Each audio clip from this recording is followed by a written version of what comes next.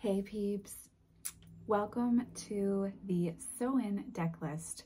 This is a deck list specifically for dark witchy vibes for Halloween and for Samhain. It's wonderful to be back with you all. Construction work is finally finished here where I live, and so I can get back to making videos. I'm so happy to be back with you guys. I really missed you. So it's wonderful to be with you on this cold, chilly, rainy, gray, witchy day. We're getting so close to Samhain, so close to Halloween. Vincent and I are so excited. It's our favorite time of year. Vincent's mug this year, every year we go to the store and Vincent chooses a Halloween mug. And this was his choice this year. We have matching mugs. This year he wanted us to have matching mugs. So we have matching Boo mugs together. So I'm going to be sipping on this while we chat about the list. This list is extensive. This is my favorite time of year. So there's a lot of decks on this list, so I'm not going to do too much intro-wise, except to say that as a little extra bonus, I have crafted a Dark Witch playlist on Spotify. It's public on my profile. I will put the link down below. So you can join me in some gothic, dark wave, lovely, delicious, moody vibes, music-wise, while you're going through your own list when it comes to the decks that you love to work with this time of year. There's no hardcore on that music playlist. It's all goth, all dark wave. So shouldn't be too painful to the ears if hardcore music is not your style. So anyhow, I digress. Let's talk about the list. So first of all, I want to say this is the first time this has ever happened to me with the Darkwood Tarot. I went to pull her out. I cannot find my Darkwood Tarot anywhere. I literally just finished up a mentorship with Darkwood and I have one that's soon to begin. So I'm a little bit freaked out. I don't know where she is. Decks do have a tendency there. I have one deck specifically, which is on this list, that tends to do this to me. So I don't know where Darkwood is. I usually know exactly where she is because I love that deck. Darkwood Tarot would be very close to the top on this list for witchy vibes, but I don't have it to show today. So I will express when I get to the top of the list where she would be, but I just want to say as an aside, normally Darkwood Tarot would be here, but I don't know what, I don't know where she is. I don't know where she is. So honorable mention to Darkwood Tarot. I love you dearly. I don't know where you are. I'm kind of freaked out, but I'm trying to keep it together. So we're going to move on with our list so that I can actually get to spend some time with you guys today. So sip of tea. I want to talk about a couple decks that I don't use a whole lot, but that I think really work well with the dark witchy vibe, with the Halloween vibe, with the moody vibe. So this is Tarot V. And I do think it's a great deck if you're new to working with the structure of tarot and you want to have kind of a vampiric vibe. But, you know, I have to say this is not a deck I turn to a lot. I think you can tell from the cardstock itself that I don't work with it a great deal. I'll pull it out occasionally for client readings, but it's not like a ride or die for me. However, I do think if you like Bram Stoker's Dracula, if you like Nosferatu, if you tend to love old horror movies, then you will enjoy the vibes from this deck. So I do think it's one to have on this list.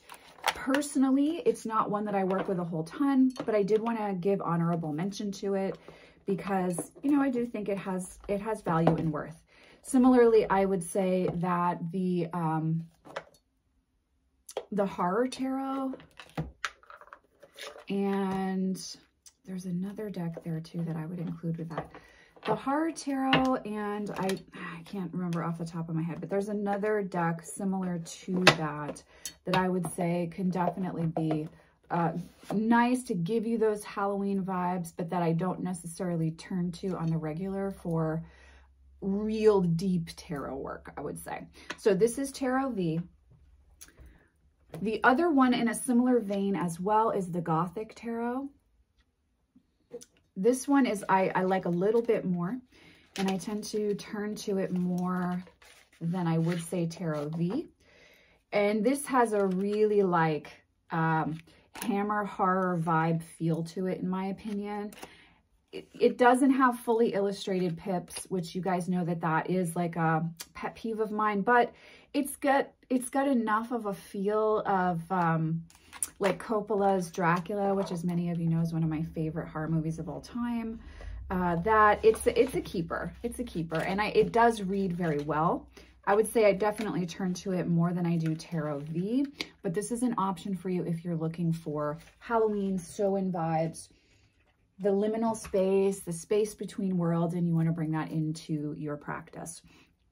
Okay, next on the list, I'm sure this is not going to surprise anyone, is the Night Sun Tarot by Fabio Lestrani. I love this deck. I'm not even going to lie to you guys. I know a lot of you don't. I love this deck, and it has that very dark witch, occult magic done in the dark moon, underground, you know, really witchy ritual vibe to it. I love Lestrani's decks. I think any of his decks can work really beautiful for sew-in vibes, for Halloween vibes, but I really like the Night Sun because it's very gritty. It's very raw and dirty, and you feel like you're like in a cemetery with where the earth still smells like rotting and damp, and it's just got that vibe. So I definitely think that that's a great one to have on the list. Next, and this might surprise some of you because I still haven't done a full review of this deck because I just have a lot of feelings about it, but I do think that the Somnia Tarot works well for this time of year. Now, why? First of all, it's got that very Salem vibe to me, like it really does. Which I'm not even going to lie, I love Salem so much, and I think about moving there all the time. I won't even lie to you about that. But this has that very like Salem vibe. And additionally, it's got this very like Puritan. So it's got like this Puritan Salem vibe to it. The color tonality is very liminal and in between. And I do think that while I don't love this deck the way that I thought that I would, I do see why so many people love it. And I do think it works I do think it can work well for this time of year. So it's an option for you if you're looking at exploring the, you know, what you want to work with to help you really get in the zone as far as Death energy, Crone energy, Scorpio energy, that Halloween in-between space, and a place when we honor the dead, when we honor the realm of the void, and the wisdom that we go to within the cave in order to understand ourselves. And autumn in general, and the Sabbath of Samhain, the energy of Halloween is stepping into that cave. It's working with the energy of the crone. It's embracing the death that is to come while appreciating the harvest. And so I do think that the Somnia Tarot, while not the love affair that I had hoped it would be for myself, does make a good option on this list. So the next few decks that I'm going to talk about are really about like color and tonality and feel. As far as I love like the warm tones of harvest energy, like the warm oranges and the very fiery reds, deep, deep blues, the kind of aubergine purple. I love those type of tones. And I do think that the Golden Art Nouveau Tarot, which I actually really fucking love this deck. I do think that the Golden Art Nouveau Tarot does give you those kind of warm tones, the golden hues, that feeling of the shift from summer into fall, and then deepening into the death magic of fall into winter. I do think that the Golden Art Nouveau gives you that while still being a very true Rider-Waite-Smith deck. So this is the Golden Art Nouveau Tarot, and I do recommend it for that kind of, more for the color and the tone than, you know, depth of energy with the deck. So it's more for that like visual, the aesthetic that I really like that deck in the fall. Same thing with Morgan Greer, because Morgan Greer gives me that like 70s hippie witch vibe. And I do think it works well for autumn. Now, I will say this is the mini version, and I don't like the color printing as much as the larger size. So if you have the larger size, you have an even better color theme for fall and autumn, in my opinion. But I do think that this deck works really well for autumn vibe energy, and it's just a joy to work with. I love this deck. I really love Morgan Greer. The more that time goes by, the more I love this deck. And also like the backing is everything. So this is the Morgan Greer Tarot. I'm trying to like move relatively quickly through the bottom of the list so I can spend a little bit more time on my faves. But that's the Morgan Greer Tarot. That's very much aesthetically focused as far as color and tone and feel. It's that harvest autumn vibe. Same thing with the Illuminated Earth Oracle. Now I will say I do love the depth of this Oracle deck. This is a really powerful Oracle deck. So please don't think I'm saying this is just aesthetic. But I do really love to work with this one this time of year because of the colors, because it feels darker and grittier, more earthy in energy, more in alignment with that death magic, deeper tone, you know, with that warmth coming through, grounded in all that brown earthy energy. Oh, there's a cardinal outside. So yes, so this is the Illuminated Earth Oracle, and I love to work with this one as a clarifier this time of year, as a clarifier to tarot. I think this is also a really beautiful elemental deck, and so if you want to bring it into your practice to work with elementally and ritual as you approach Samhain, I think that this is an awesome option. I really like the Illuminated Earth Oracle. I like every deck I have by this artist. It's really special stuff. So Illuminated Earth Oracle. Same thing with the Messenger Oracle by Raven Phelan. This is an older edition, which a wonderful friend and viewer helped me find on eBay. I think it was at the beginning of this year. I'm super grateful to her. I don't like the newer version of this deck, but I do like the older editions. And I love the, again, color theme, the tonality. It's very autumn, fall vibes. And I do like the spirit animal magic that's included in this deck. And I feel like it works well for the liminal and the in-between. So this is the Messenger Oracle, but this is the older edition, okay? It's not the first. The first edition had even better, even smaller cards, and it was better in my opinion. I ridiculously, accidentally donated it on one of my moves. I will kill myself for the rest of the time because that was a very personal deck that had a lot of magic filled with it. But I do intend to connect with this one as I move into the energy of Halloween and Samhain this year. And I just think it lends itself well to this season. I really love this deck. I think this gives you the aesthetic and the depth. And this is an oracle deck that I would say you can absolutely use on its own as well as a clarifier. Don't, you know, it's not like clarifier only, which I would lean a little bit more towards with Illuminated Earth. Okay. Where am I going to go next? Oh, now I'm like getting into all my decks that I love. So I'm super, I mean, I love those too, but I just wanted to make sure I included some other decks that don't necessarily speak to me as intimately as these, but that still have value and worth in a card practice. So a compendium of Witches Oracle, like, come on, does it get any more witchy autumn dark witch vibes than this deck? But this deck is really special. This is a deck that I consider like a spiritual path deck that's really, really powerful for understanding yourself, your own personal journey. If you identify as a witch, especially your journey as a witch, and it really connects you to crone energy very well. So if you are looking for a deck like that, like this isn't just a clarifier. This deck is so powerful and it's so autumnal in nature. It's so beautifully witchy, and it has these witch archetypes, which if you're new to embracing and uncovering and exploring your own path as a witch, it gives you a lot of really nice jumping off points. So I can't speak highly enough about this deck. I really, really love this deck, and it's amazing. And it goes to show how many autumn witchy decks I have that she's this low on the list, because I freaking love this deck. And there might be a time in the future when I do a workshop with it because it is that special. So that is the Compendium of Witches by Natasha Alinchik. I believe that there is a mass-produced version now on Amazon. So I really highly recommend that one. Okay. For vibes, shadow work, liminal space, all those things, the magic of you, Oracle, is of course on this list. Really, really love this deck. I think it's super powerful, especially if you identify as a witch or a pagan on your path. And the color theme just works so well for this time of year also. So absolutely stunning, beautiful, beautiful deck.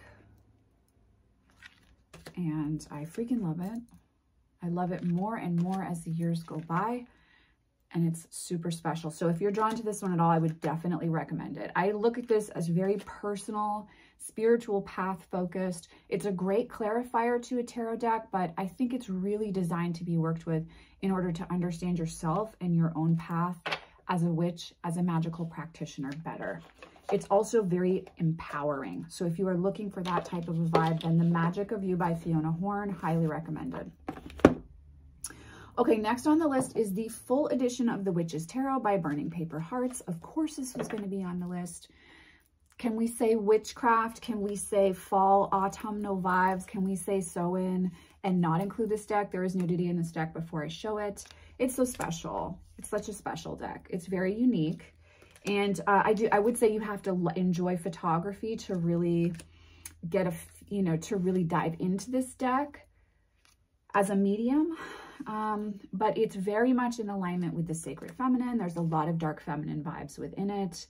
And I think while you can absolutely read it like a traditional tarot deck, there are entire worlds that open up when you expand your perception in how this deck can work with you. And I think it's really great for guided journey.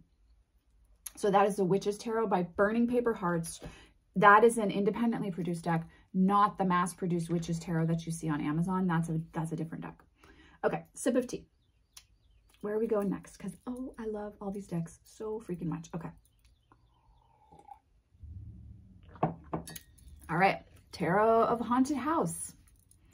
Yeah, she's on this list. Listen, if you are like me and you love gothic horror, you love Hammer horror movies, you love that whole romance at the cliff house with the beautiful flowing dresses and the big hair and the eyelashes and the damsel in distress, then you're going to love Tarot of Haunted House. Not only that, this guidebook is an eye-opener, and I really encourage journaling with this deck. It's so much more than just a Rider-Waite-Smith knockoff, even though it kind of plays that way at first. Also, can we just, with the backing for a second, moment of silence for how much they knocked it out of the park without backing? Fucking love it. Yeah. So Tarot of Haunted House is everything. I love this deck.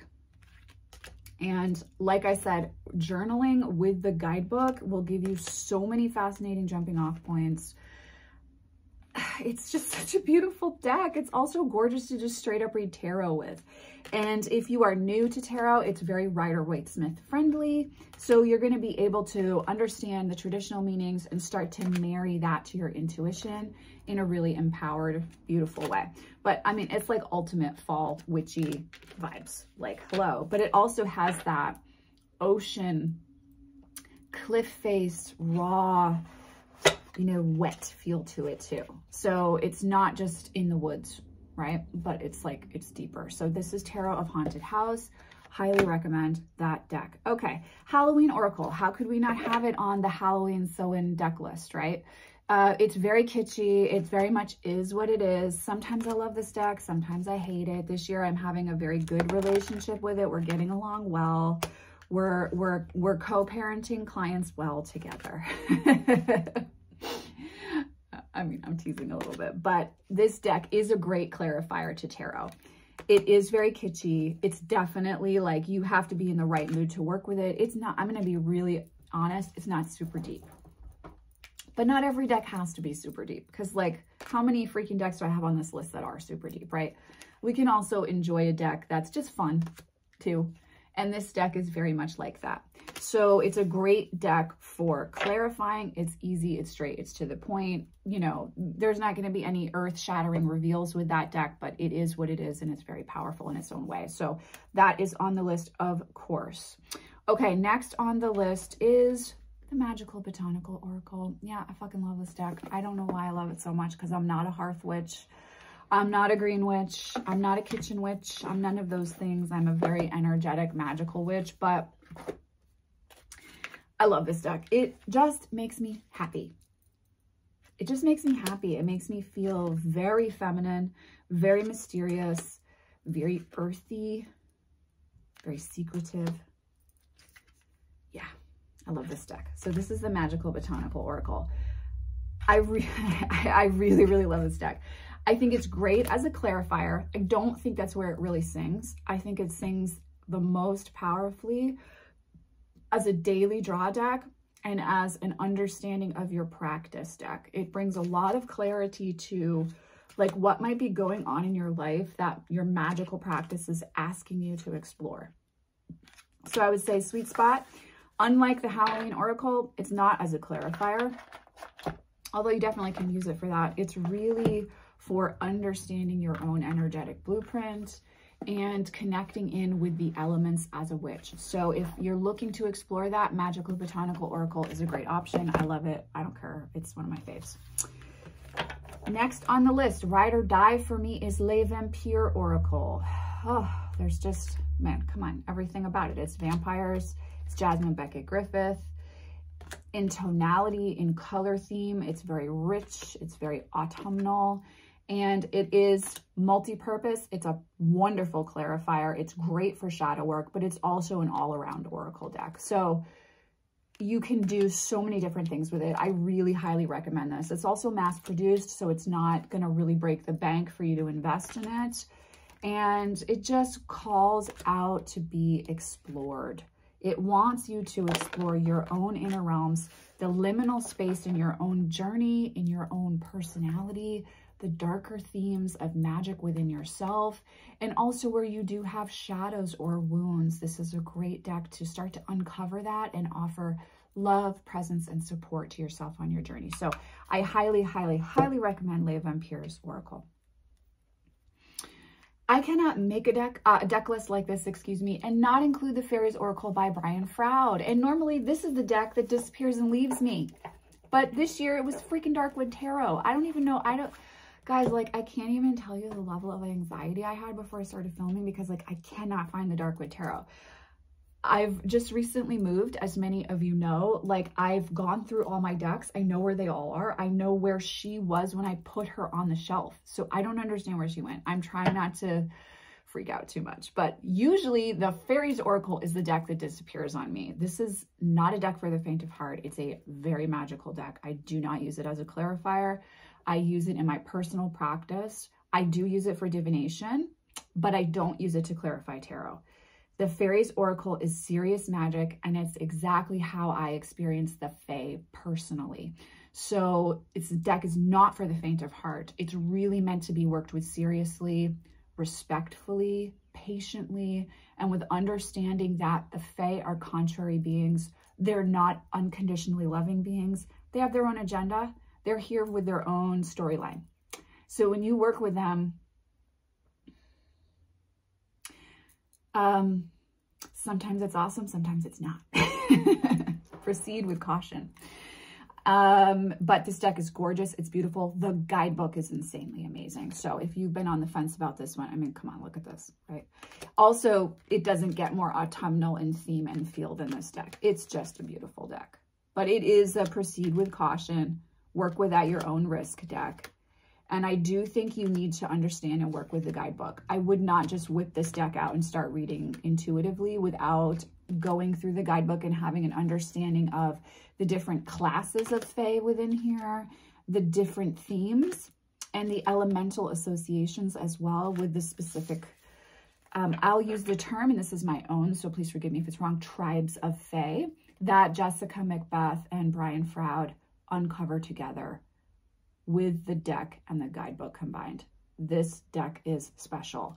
There's nothing else like it. And I don't think there ever will be. So this is the Fairies Oracle. She is not to be fucked with, but she's a great deck. This is where the Darkwood Tarot would come on the list, but she's not with us. So we have to make do here on our own. She would be here. The Darkwood Tarot is glorious. It's very witchy. It's very autumnal. It's liminal. It's delicious while still being Rider-Waite-Smith based. So if you're new to tarot, it's a great opener. I would say if you get any deck on this list and you're new to witchcraft, or you're trying to understand Samhain, you're trying to understand Halloween, it's not your sweet spot, the Darkwood Tarot is the one you want to go with. Next on the list is Alice the Wonderland Oracle. It always ends up on most of my lists. I freaking love this deck, but it does have an autumnal feel, and it is very shadow work friendly, and so I think that's why it is on this list for me. Yeah, this deck has a very strong personality. She knows who she is. Obviously, it's based on the Alice in Wonderland story, but it's a great clarifier to tarot. It's also great to use on its own. It's going to tell you the truth. So please don't work with this deck if you're in a space where you feel sensitive and fragile and vulnerable in a way where you don't feel open to hearing real talk unfiltered. But if you're in a space where you are feeling like you're open to that, this is a great deck to work with for that. It's also great for ritual, for setting and crafting intention and ritual. So that's the Alice in Wonderland Oracle. It comes in above Les Vampires for me, and I freaking love Les Vampires. So that lets you know how much I love Alice in Wonderland Oracle. Okay. We are now in the top 5. These are this year's faves for me. And these are perennial faves for me. I'll put it that way. Guys, every year, what is it with Barbieri? Paolo Barbieri, can I just like, you fucking knock it out of the park with your decks. These two are my autumn, are in my top 5 autumn favorites. The Night Fairies Oracle would push Star Dragons out just a little bit, but I love both of these, and I'm feeling very, very connected to the Star Dragons Oracle this year. The guidebooks are really jumping off points. I just want to encourage you, like, if you like the deck as a whole, even if the guidebook doesn't feel like it's 100% for you, keep working with it intuitively, because these decks are just pure magic to me. I love them so much. If you like dragon energy, if you're an autumn person, if you're an autumn witch, you're going to love the Star Dragons Oracle. And this year especially, I just feel like it's such like a best friend. So powerful, so loving, so raw. So raw. So this is the Star Dragons Oracle. Love her. If I had to choose between, oh, here's the backing, because guys, look at this backing. Hello. So sexy. Anyhow, if I had to choose between Star Dragons or Night Fairies would win out just a little bit, but it would be a very close call. So Star Dragons Oracle by Paolo Barbieri is everything. Night Fairies, don't love the backings quite as much, but I love the imagery in this deck, and it's so autumnal in nature. Both of these decks, I can't remember if I just said that for Star Dragons, but both of these decks are great clarifiers to tarot as well. They're very tarot friendly. They'll definitely love to chat with a tarot deck of choice, including Darkwood Tarot. I love that image so much. Yeah, this deck is so special and so beautiful. I love, love, love this deck. It's just everything. It's so gorgeous. Okay, so that's the Night Fairies Oracle. Also by Paolo Barbieri. So freaking gorgeous. Okay, here's my top 3. None of these decks are going to surprise you. And I gotta be real though, they're my favorites. And they're my favorites because this time of year is my favorite as well. So of course they're at the top of the list, right? Okay, the Syrian Shadows Earth and Bone Oracle. I just can't. I can't. This is the independently produced version. The mass-produced version looks different. Is there a more autumnal, liminal, in-between space deck? I don't know. This deck is like just gorge. I love it so much. It's such a familiar in the dark. It's a great clarifier to tarot, but it's also very, very powerful when it comes to, I think, realization, self-realization, self-awareness, self-understanding. It lends itself well to shadow work, but it's also a full-bodied, well-rounded deck. So you can use it on multiple fronts. It's not just a shadow work deck. But the vibe is very like Highwaymen, late 1700s, early 1800s Highwaymen feel. Very gritty, very dirty, very earthy, of course, skull-based. I love the riders that they include here, which is why it's very Highwaymen for me. It's like very Adam Ant energy. I love this deck, and I'm just really, really just, I'm so enjoying using it this time of year. So that's number 3 in the top 3. Number 2 is the Memento Mori Oracle. I've been using this every day for months now. I can't stop. I can't stop. First of all, this is like my favorite backing ever of all time. Can we even? But there's just something so beautifully Victorian cemetery, you know, love letters in the dark, liminal in between, death magic, Santa Muerta, just across the board. Memento Mori is so much everything. It's just, I love this deck so much. I really, really, really love this deck. And I like how literal it is. I think it's nice to have a deck that is literal in your collection. In the same way that it's nice to have a shadow work focused deck. It's nice to have a divinatory deck. It's nice to have straight up Rider-Waite-Smith. It's nice to have Thoth. Like, you realize as you start to collect decks that they're tools. And so you don't always want a one size fits all. And this is a very literal deck. You want, at least for me, I work with it very literally. It will clarify tarot. It doesn't always want to hang out with tarot though, so you've got to respect that. You have to respect this deck. This deck requires respect. It requires presence, and it requires you to slow down when you work with it. Less is more with this deck. I don't do big spreads with that deck. I do 1 to 3 card draws. Number 1 on the list. I'm sure it's no surprise to you guys. Tarot of Vampires. Come on, you guys knew this was going to be my number 1. First of all, it's vampiric in nature. It's vampire themed. It's everything. The guidebook is everything. The everything is everything. This deck is my husband. It's my ride or die. We are moving through life together. We just are going to be together forever. We don't need anyone else because it's just the two of us, really. I love this deck. It's absolutely stunning. It's witchy. It's vampiric. It's delicious. It's everything autumnal into winter vibes. It's like if you're looking for a Halloween deck that you really want to sink your teeth into and you want to get more bang for your buck out of, this is the deck. This is a study deck. It's not meant to be approached lightly. It's not meant to be worked with cavalierly. You got to study. But if you invest, this deck gives you back 100% and more. It's absolutely stunning. This is Ian Daniels' Tarot of Vampires. It's kind of what I'm known for here on the channel. Channel's been around forever. And we've been talking about Tarot of Vampires together forever. Of course, it's number 1 on my Samhain and Halloween deck list. Thank you for hanging out with me for 30 minutes. It's wonderful to be back with you. I've missed you. I hope you are doing just beautifully out there in the world, finding beauty in your experience, coming to understand yourself at a deeper level, no matter what's going on in your life as we connect at this point in time. I'm sending you, as always, much love and many blessings, and I will see you in the next video.